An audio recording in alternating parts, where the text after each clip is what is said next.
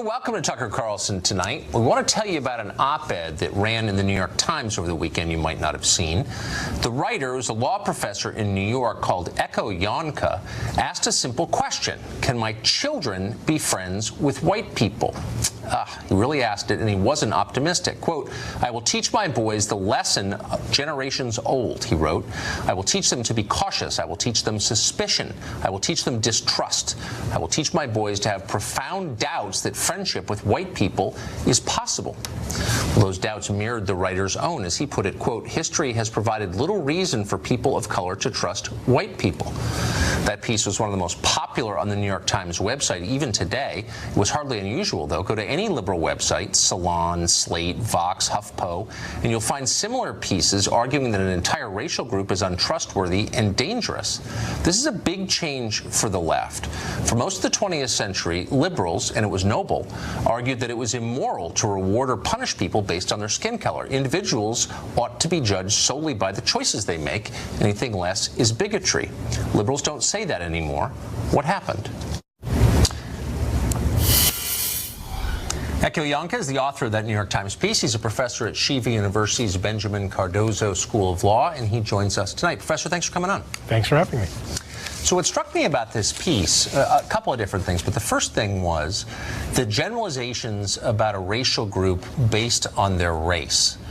And I grew up, I'm probably not so much older than you, in a world where overt expressions of that were not acceptable. You weren't allowed to generalize on the basis of race because the assumption was each person is an individual and you judge each person by the choices he or she makes. I don't understand when it became okay to generalize about racial groups. Well, I mean, it's to me, a strange way to put the question. I mean, while it's the case that we all hope that we can be judged for who we are, I think while some people have the luxury to be raised only being told to look at individual people, it should be no surprise to you that black people, in particular black men, have been taught forever that they have to be careful how they behave around white people, that the way they behave will be interpreted differently, that when they misbehave it'll be punished differently, that if they laugh too loud, if they walk into a nice store. So with all due respect, Tucker, what was true for you has never been true for lots of people. Well, I mean, there are a lot of ways to respond to that. One, on a factual basis. In truth, in a lot of places in this country, the main threat that African Americans face is not from white people, as you perfectly well know. But beyond that, the idea that you could understand a person's motive merely by knowing his race dehumanizes that person. It's the definition of racism, and you're engaging in it in the New York Times, and nobody says anything about it. And I just felt it was worth pointing that out and asking you if you feel it's okay to generalize about people you've never met, about whom you know nothing beyond what they look like, and say, I know who you are and what you believe. So I first want to respond to the first comment. I think is ought not be let lie. While it's true that, of course, people of color face threats from other people of color, it's also true that white people face the overwhelming threat from white people. That is, right. People face threats from who they live beside. So I find exactly. I think it's fair to point out that we oughtn't be distasteful and say things like, well, the great threat. It does feed a certain uglier narrative that we don't want. But to your core point, wait, hold on. Why does the truth ever feed a, quote, ugly narrative? The truth is worth telling for its own sake because it's true. You're welcome to tell the truth, but it is deeply suspicious that people are so quick to say things like the main threat facing African Americans is other African Americans, but you never hear anybody say the main threat facing white people is white people, right? So there is no phrase white on white crime. I don't know. I mean, people say that. I mean, I guess the point is, Tucker, you don't face a threat from an entire racial group. You face a threat from individuals who've made individual choices. Well, we should turn to that. But just in closing, I should say we should be honest and not pretend that there is a phrase like white on white violence, right? That phrase doesn't exist for very particular well, we reasons. can invent it here. But I guess the point I'm making is that you should never generalize about people on the basis of their skin color because it reduces them to the sum total of their skin color. And again, that's the definition of racism. And you're engaging in it in this piece. And I don't think it's helpful. I think it's wrong. Well, so I just entirely deny that. What I said was that you should generalize and dislike people because of their skin color. What I do think is true is that in a world in which things have gotten ever more dangerous for people of color, it is in fact the case that that undermines our ability to trust each other across racial bounds. And here's what's true, or at least here's what I wrote. Not that white people are unavailable for friendship, but in this world, it is up to our white friends and allies to be sure to stand up for those who are under attack. If I want to prove that I'm the kind of person who can be your friend, that means that when something is actually threatening you, I actually have to be there for you. Okay, but again, you're making generalizations across racial groups. So you say, for example, I will have to discuss with my boys whether they can truly be friends with white people. History has provided little reason for people of color to trust white people. I have profound doubts that friendship with white people is possible. Again, that's these are absolutely right. okay, Yeah, but that's absolutely right. If I were to write, you know, I was mugged as a pizza delivery boy, and I told my children that they should never trust anyone who looks like the people who mugged me. That would be, I would never do that. I think that would be immoral, but it would be the definition of racism, because I would be equating the people who mugged me with everyone else who looks like them. I think if that's the only part of the article you read, it might sound like that. But of course, the article has a much richer argument. And the argument I make is, look, in a country where it turns out that when the most vulnerable people of color are under threat, those who they count on are nowhere to be seen, or at least for some group of people, and I speak explicitly about the political moment we're in today, right? So if we have a president who marshals forces of hatred and anger and divisiveness and frankly just danger, quite aside from who he is, I'm not particularly interested in who he is, if the people who call themselves your friends are not going to push back against that, then maybe you can tell me why it is I should trust those people? Well, so I guess what you're saying is that people who don't agree with your politics can't be your friends, which I think is an unfortunate conclusion to reach, but it's different from the one you articulate here. You're making, again, for the third time, generalizations based on race, and the truth about the last election is, this is not a defense of Donald Trump, merely an acknowledgement of the fact that he received more African-American votes than any Republican since 2004. I think he had 8% of African-American men. So that's not a huge number, but that's tens of thousands of people. Are they in the same category too? Can you not trust them? I mean, I don't really understand. If you're saying you can't trust Trump voters, fine. Sure. But white people? I mean, that's a grotesque generalization and a divisive Tucker, one. I'm a little worried that you keep reading the same parts without, I mean, you would make it seem as though the entire piece was just that paragraph. So the piece goes on to say... Well, it's the title of the piece, and it's in four separate graphs. So I have no problem standing behind the title of the piece, but it is worth pointing out, as I have again and again, what the piece says is, when those who count themselves as your friend see that others put you in danger, it is their opportunity to prove they're your friend. And if we have a let's just speak plainly about this. Tucker, you have children like I do, right? I do. And if your daughters were, I don't know, friendly with a group of people, and it just turned out that repeatedly when they went out and your daughters were in danger, those group of young men just disappeared.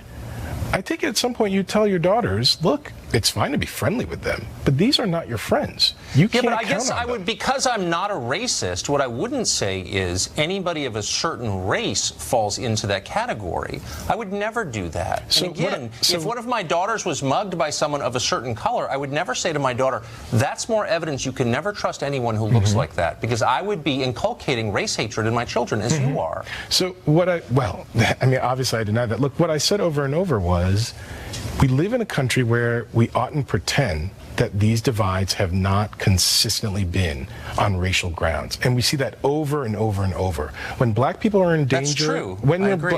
When black people are in danger from, say, addiction, we get policing. When white people are in danger from addiction, they get rehabilitation. When black people don't have jobs, we get stories about why we're making the wrong choices. When white people don't have jobs, we get a presidential campaign about the forgotten class.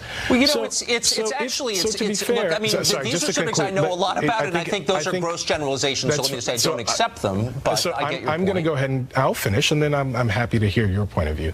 So if it's the case that we live in a country where these divides have always consistently been racial, then I think it's not only delusional, but it would be dangerous of me not to teach my boys that when they walk out in the world, there'll be a world that treats them differently because of their race. Should I say the same thing to my children? Yeah, that there are African-American law professors who dislike you because of your color and you should dislike him back? No. And all African-American law professors? I would never say that because that's grotesque. No, and again, it's race hatred. So, I mean, you keep saying the same thing, and I keep trying to say... Because I can't get past it. Apparently. So what I've said over and over is, look, what matters when people are in danger, if you're going to say that you're the kind of person they can trust as a friend, is you have to step up. And when it's the case that these friendship lines break down on racial lines, then it's your turn to step up because of these racial lines. So if I know that in my school there's a tense point because everybody hates the Filipino student, when the Filipino student walks into my area, I'm going to make sure that he knows I'm an ally. I'm not going to disappear when he's in danger, and then placate myself by saying I'm his friend. I can't. You can't have it both ways. But I agree with you. It's when you implicate people you don't know simply because of how they look that you cross the line. Let me just ask you, and I'll end on a question and let you answer it quickly, which is, how would you feel if I told my children in an op-ed in the New York Times what you told your children, but the colors were reversed? Actually, Tucker, can I ask you a question? Of course. Will you teach your girls to be cautious around men until they prove that they are men that can be trusted? Men, but not men of a certain race, because I don't think that the races are as different as you think they are. You think one is good and one is evil. That's what you said in your piece. I didn't at all say that in the piece, and if you can cite that, I'd be very happy to see it. But well, you said say you can't trust them. I did say no. I did say that, and I think in the same way. I don't know if we're making headway, but I'm going to give you. I asked you a question. Can you answer it? How would you feel if I wrote that piece? No, forgive me. You asked me a question, and I returned the question, so I want to conclude on that. Look, in the same way that you will teach your daughters to be careful around men until they prove that they can be gentlemen.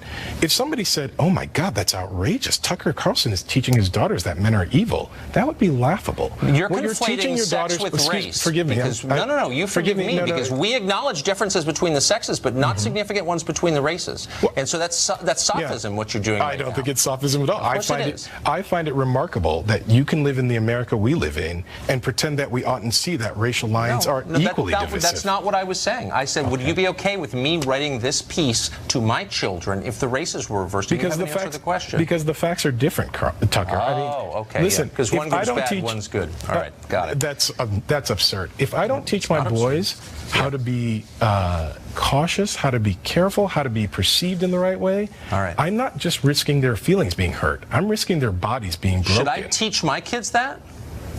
You don't teach your daughters to be cautious until they can be sure that the men around them are trustworthy? That's not what the conversation is about. It's not about sex. It's about race. Right. And no, I don't teach them that there are dramatic differences between the races because I'm not a bigot. So to be sure, it's fine for you to care for your daughters and make sure that they're healthy and well. But if I care for my sons in the same way... That is sophism, ladies and gentlemen. We're out of time. Thank you, Professor. I appreciate it. You're coming on and explaining that. Thank you. Jeremy Hunt is an active U.S. Army officer. He's a leadership strategist for the Douglas Leadership Institute, and he joins us tonight. Mr. Hunt, thanks a lot for coming on.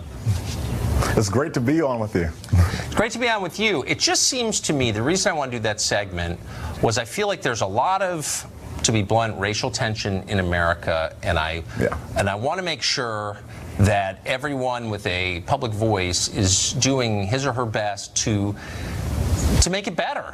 And part of that means treating people as individuals rather than as caricatures, I think.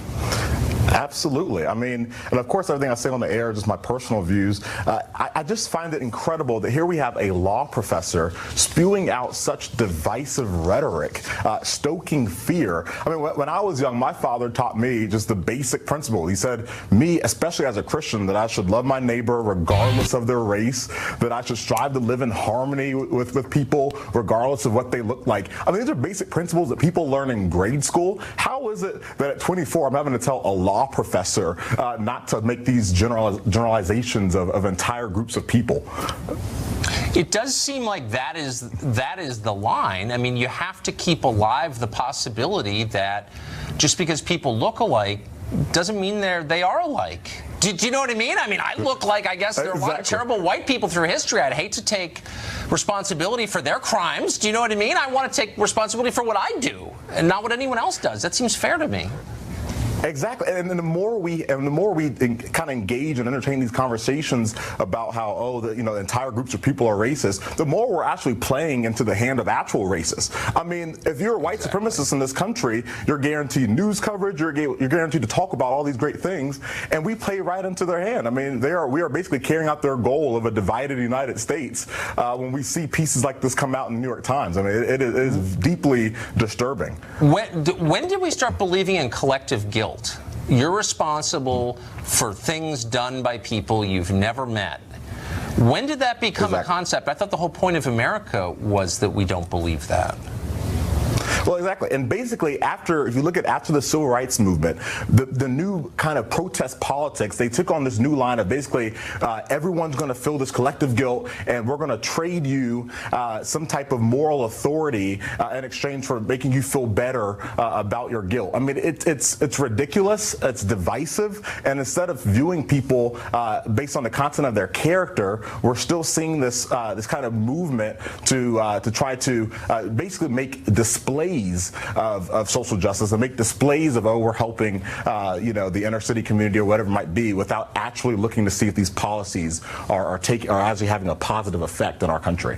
Yeah, it's creating wounds that will not heal for a long time, unfortunately. Mr. Trump, thank you very much. That's exactly right. Good to see you. Middle-class Americans under a lot of stress these days. Will the House Republican tax plan actively help them or not? We'll put that question to a top House Republican, one of the people who wrote the legislation. That's next.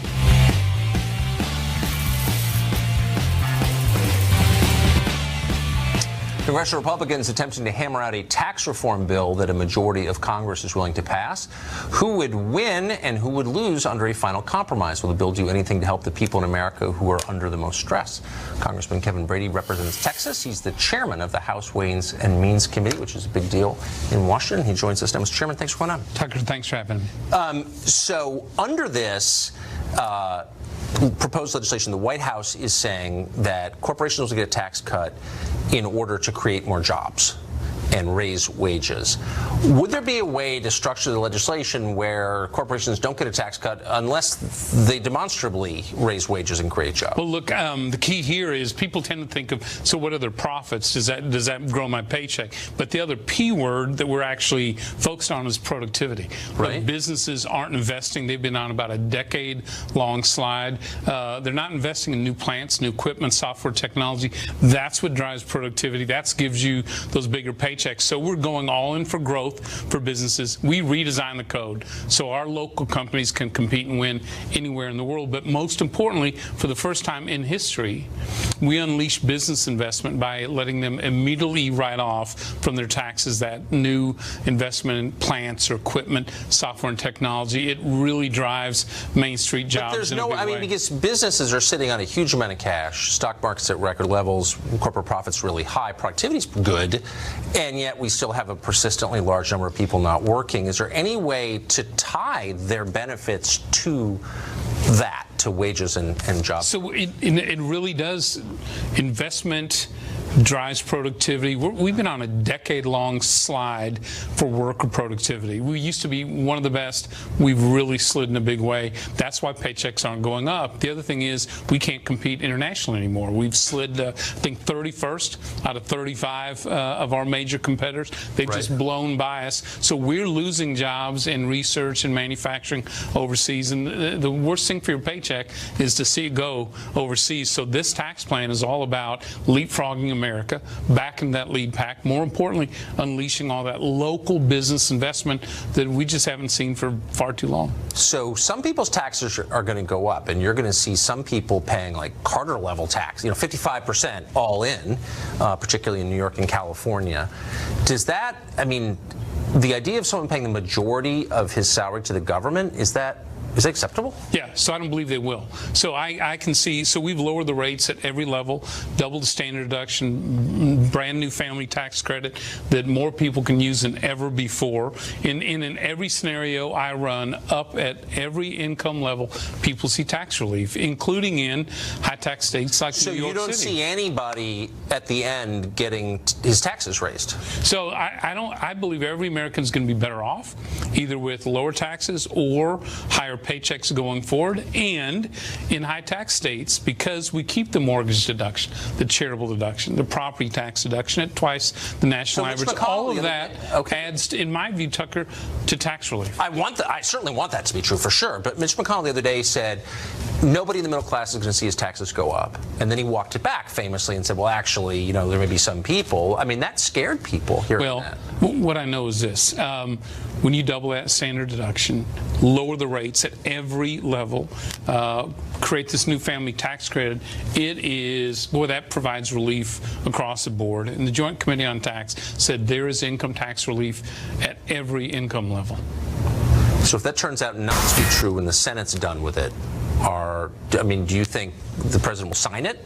Well, I do think the president will sign this bill, but I'll tell you this as well. So we're getting ready historically to pass tax reform in the House this week. We're Republicans. We like to make improvements at every step. So we're continuing as the Senate moves forward, as we work together for that final bill. I'm looking to make improvements in tax relief at every level. So we're not even done yet. This step in the House really moves us another big step forward, but not to a final bill yet. But your pledge as chairman of the House Ways and Means Committee is that nobody is going to wind up with less money if this passes. In my belief, between these tax cuts and higher paychecks and growth, whether you're that worker on Main Street or that small business on Main Street, you're going to see more in your paycheck. You're going to see more in your pocketbook. All right. Well, I'm rooting for that, of course. Thank you. Mr. Chairman, thank you. Thanks, Tucker. The Trump dossier justified months of news coverage, helped spark a national federal investigation. Was it all a dirty trick? We'll talk to someone who has details on that, written extensively about it. Stay tuned.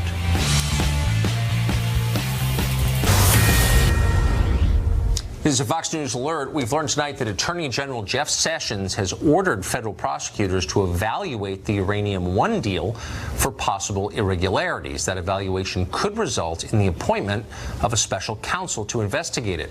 Sessions' order was given in response to a request by congressional Republicans.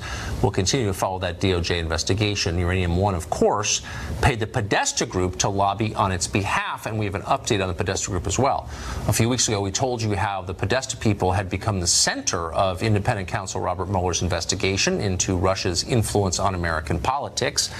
It was widely disbelieved, and for that reporting, the Podesta Group threatened to sue us, threatened us with legal action for saying anything. Well, since then, not much has gone well for them. They were implicated in Robert Mueller's indictment of Paul Manafort 2 weeks ago. Then Tony Podesta quit the firm in response. He blamed us on his way out. Late last week, his replacement, Kimberly Fritz, announced she was leaving too.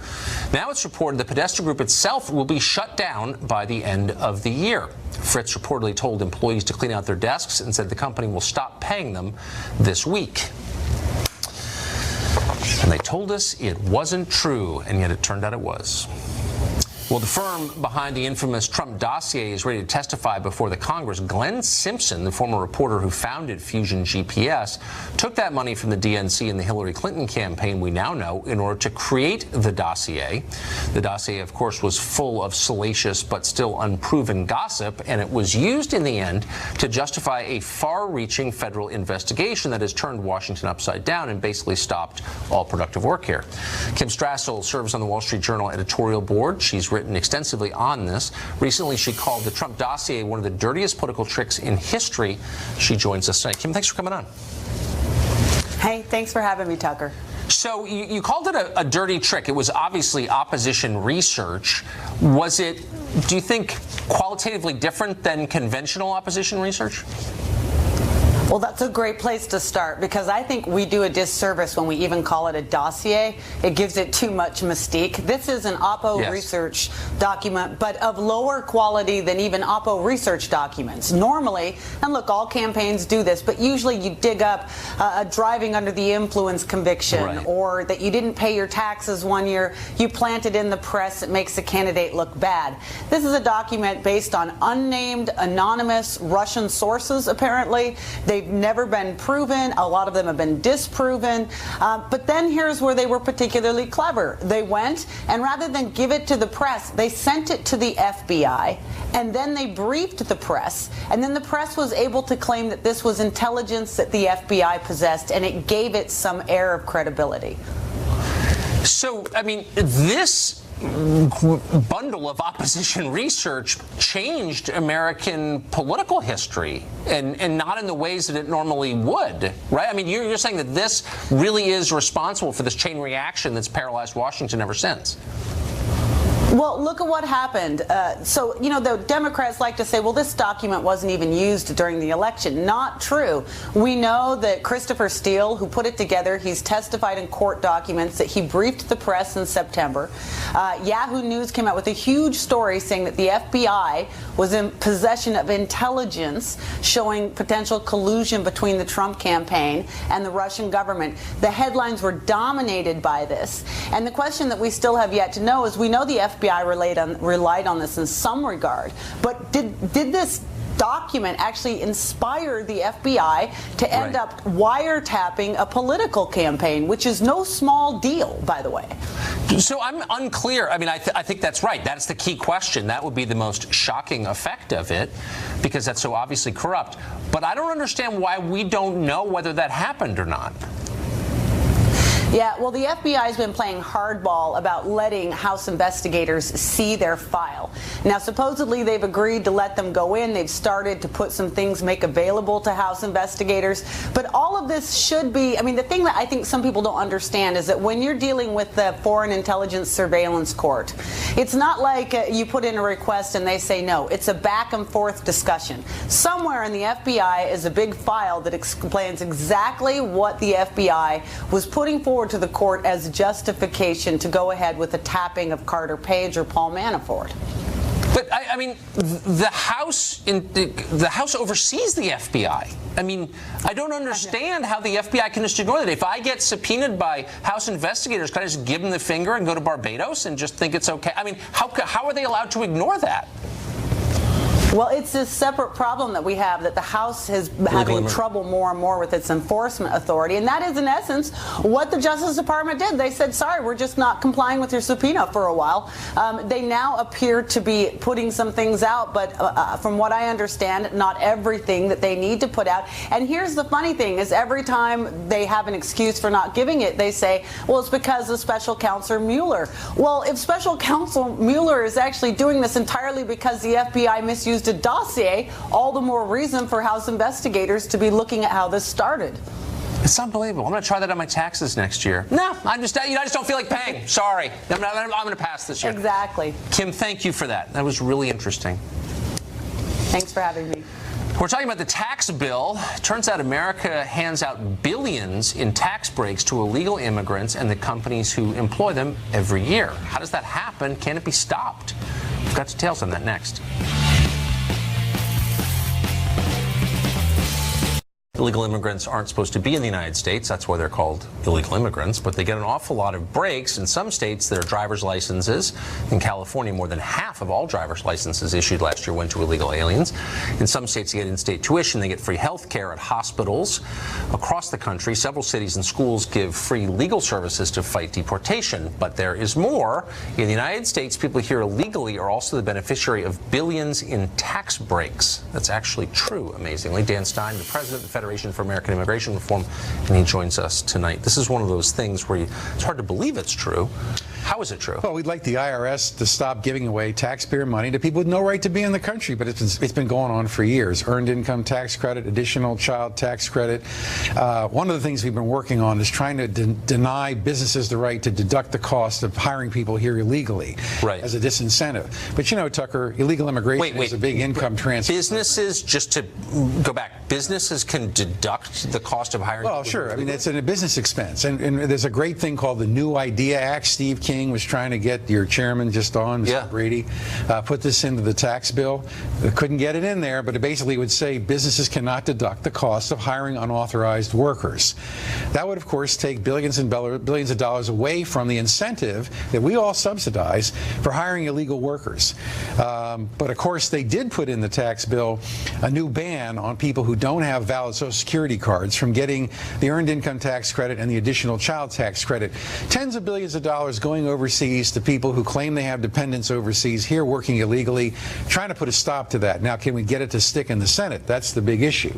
So who's lobbying against that at a time when immigration's a big income transfer program? Okay, IRS is in your business and my business, but they don't seem to care enough to try to validate whether someone's got a right to be in the country before they start sending these earned income tax credit checks out, additional child tax credit, even with fictitious dependents.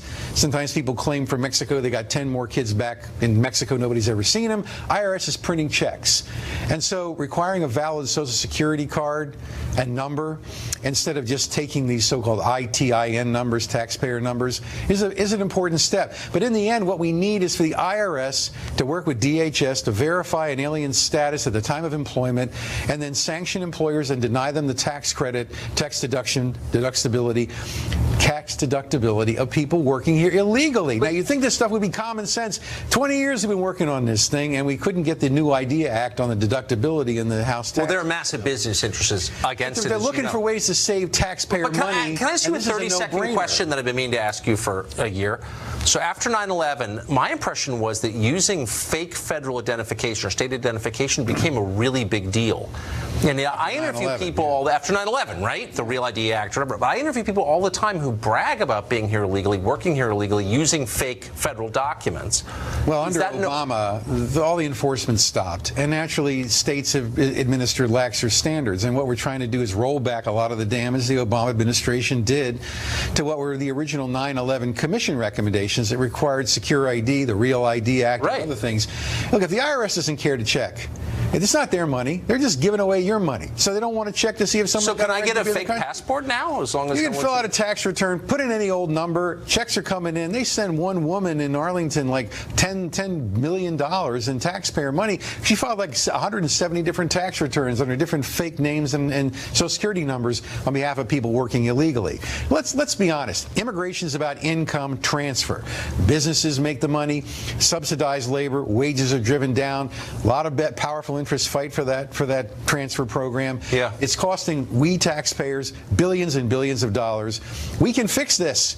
FAIR's working to fix this, and we've got some of it in the House bill. How to make it stick in the Senate, anybody's guess. This is not why people voted Republican to see this happen. Dan, thank you. Thank you, Tucker. The U.S. Army reportedly, according to an account today, loosening its requirements for new recruits. USA Today reports that under an unannounced policy that began in August, the Army will be granting waivers that allow people to enlist even if they have a history of depression, bipolar disorder, drug abuse, even self-mutilation. Elspeth Ritchie is a retired Army colonel and a psychiatrist, medical doctor, joins us tonight. Dr. Ritchie, thanks for coming on. It's a pleasure. Is this a real story? It is a real story, but there's historical context. So since World War I, the Army and the military has weighed how many people you should bring on, what should be the accession standards, that is whether they're physically or mentally qualified, and if they're not qualified, whether you can grant a waiver. That is, you look at their record and you say, this is a stellar person, let's make an exception. So the pendulum goes back and forth. Right. Back in 2009, with the increase in suicides, then the Department of the Army Task Force said, we're going to cut out all waivers for a history of mental problems, suicide attempts, etc.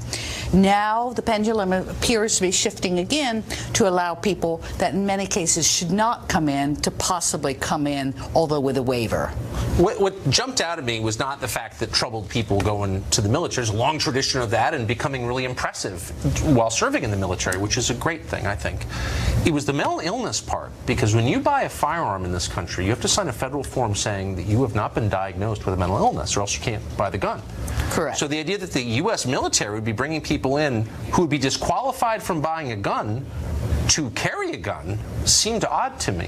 So there's a few more hoops to jump than just having a mental disorder to being disqualified from carrying a firearm. It may mean that you have to be committed to a mental hospital. And remember also there's a wide spectrum of mental disorders. On one side there's a psychotic disorders. Yes. That means you're out of touch with reality, you're crazy, schizophrenia. On another side there's post-traumatic stress disorder, which a lot of soldiers who have served in Iraq and Afghanistan have, and don't necessarily impair their judgment or their ability. It means they have nightmares and intrusive thoughts, which, by the way, a lot of journalists do too, because they go through the same kind of traumas. And then, so this policy is trying to figure out where is the cut line. Unfortunately, I think the cut line is gone too far towards allowing people with self-mutilation, which often is symptomatic of something called a borderline personality disorder or bipolar disorder. Bipolar disorders should not be in the military because they often need to be on lithium. Lithium is a medication you have to monitor. You have to take blood levels. Yes. If you're driving down a desert in Iraq in a tank, and you're getting dehydrated, as often happens, you can't be worried about what is my lithium level. So I'm not sure where this came from. I hope the military will reconsider it in the light of some of the publicity, because I think it's gone too far. Well, it sounds like they're stretched really thin, which is a scary thing. And that is true. And when we're stretched thin, either in time of war or 16 years after 9/11, then the standards tend to drop.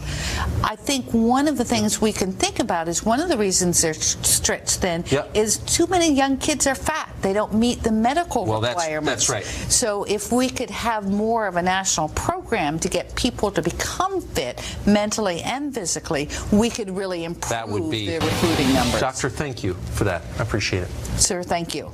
Federal government is declaring war on a Louisiana landowner for the sake of a frog that doesn't exist. That landowner shares his riveting tale next.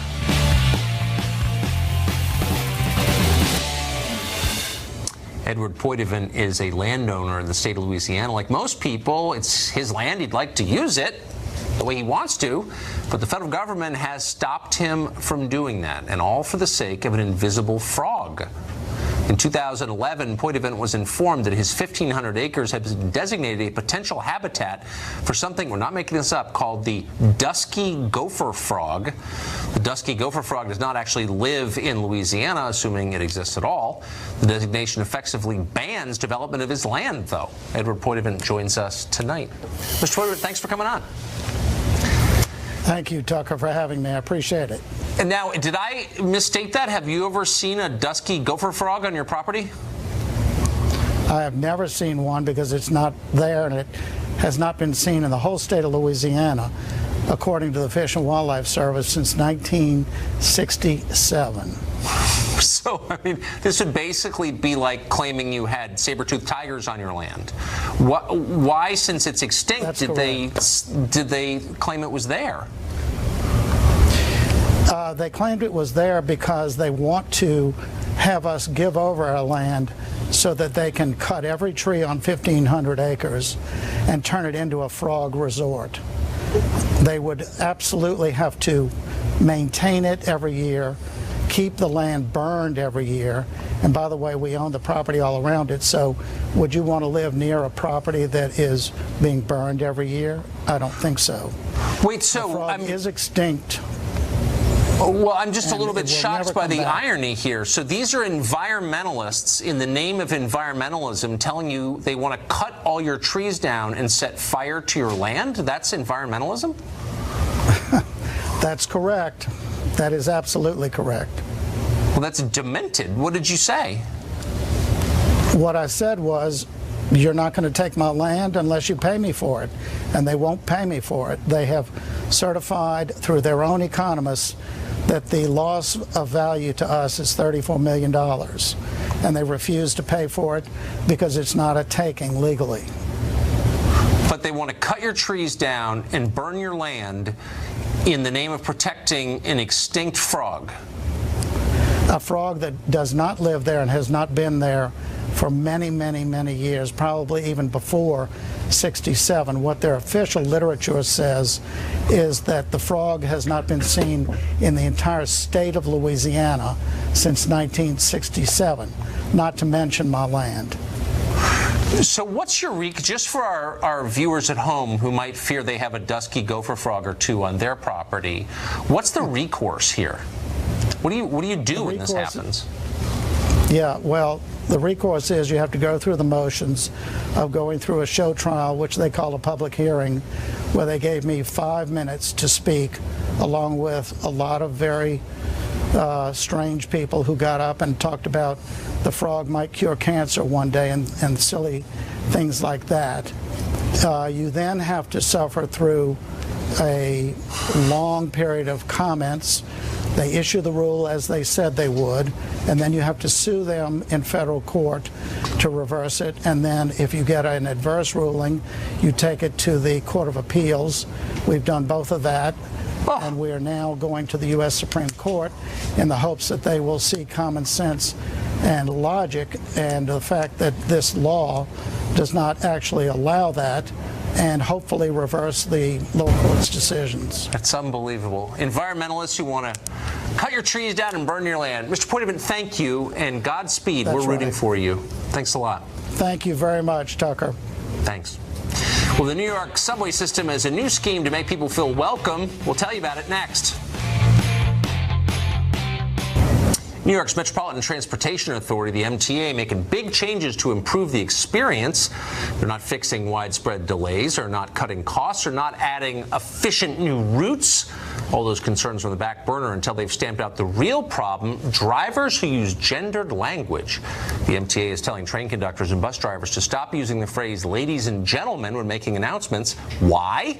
Because the phrase conjures up the sinister notion there are only two genders, while cutting-edge scientific research by Facebook has shown there are actually millions of genders, with more being discovered every day, like Hindu deities, an infinite number. MTA employees have accordingly been given a list of acceptable terms like passengers, riders, and everyone. Dallas New Yorkers already feel safer. That's it for us tonight. Tune in every night at 8 to the show that's the sworn enemy of lying, pomposity, smugness, and groupthink. Our one-year anniversary tomorrow night.